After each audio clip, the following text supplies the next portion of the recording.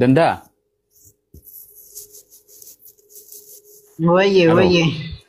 Waan jedhu aqliin nu kan okay fakkeenyaaf warri telefoona kana tolche hafuura qulqulluu fayyadamanii deeggaraniiti moo sammuu isaanii fayyadamanii telefoona kana xayyaara tolchan xayyaara akkana si gubbaa xayyaara si gubbaa deemu argitamu argitu.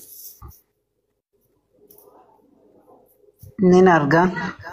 Jarri kun maaliif fayyadamee waan kana tolche hafuura qulqulluu moo sammuutti?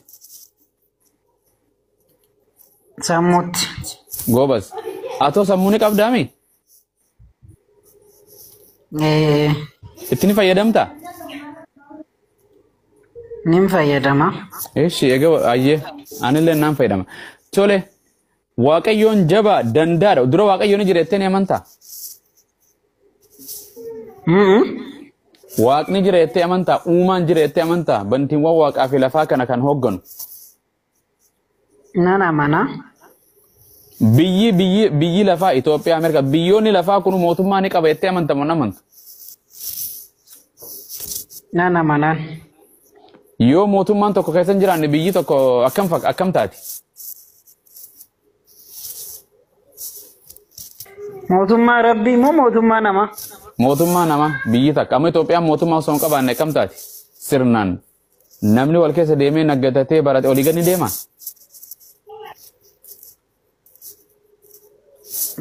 Raftee ka'uun hin ulfaata. Akkas.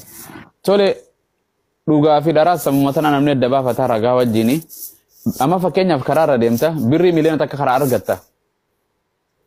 Birrii meeqa? Miliyoona takka karaa irraa osuma deemtu mangadi irratti argata.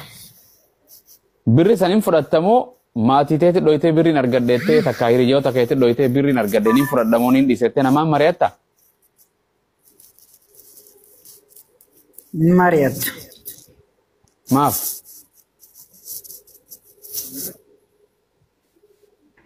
Wantichi waan na fayyaduuf dhoksuma fudhachuu na wayya malee. Akkas. Deemee borutti deebi'ee iddoo sana waan hin arganneef. Goobas. Har'a dhugaa tokko argite borumti tante barii boru ganamaa kana bari'uudhaaf are you sure?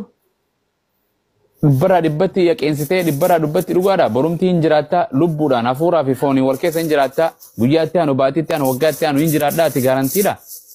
Namni ballama siisee na jira.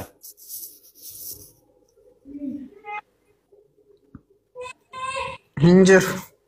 Harka Rabbii jirti. Tole. Haadha daqiiqaa muraasallee akkan jiraadhuun beeku Rabbiin harka hin ta'e. Dhugaa keeti. Daqiiqaa muraasan hin jiraadha jedhee hin amanuun. Tole.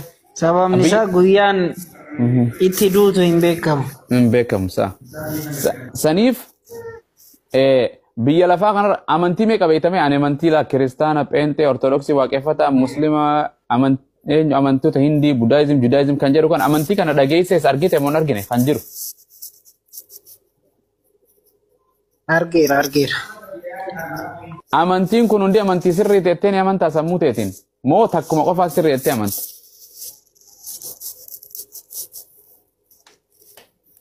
Anillee si waliin illee har'a haasawee Ustaaz Abdii waliin haasa'an ture.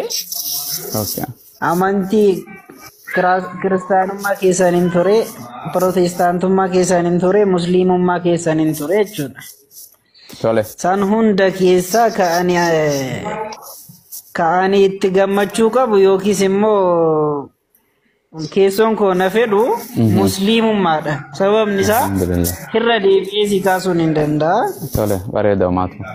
Eega akkas taate. Yoo hafe wayya beektaa?